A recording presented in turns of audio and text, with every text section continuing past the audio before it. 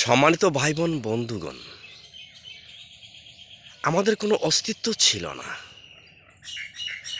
হয়তো আল্লাহর হুকুমে বাবা মার বৈধ সম্পর্কের কারণে আমরা আমাদের অস্তিত্ব ফিরে পেয়েছি। আমরা আমাদের দুনিয়াতে আসতে পেরেছি।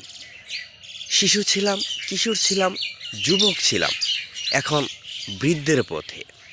সম্মানিত ভাই ও বোনেরা, যেহেতু আমরা শিশুকে টিকে রাখতে পারলাম না, আমাদের কিশোরকে টিকে রাখতে পারলাম না, আমাদের যৌবনটাকে ধরে রাখতে পারলাম না, এখন বৃদ্ধের বয়স।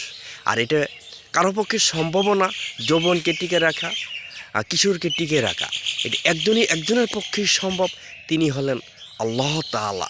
যত শক্তিশালী হোক, যত ক্ষমতাধর ব্যক্তি হোক, এটাকে যৌবনকে টিকে রাখা, ধরে রাখা কারো পক্ষেই সম্ভব না।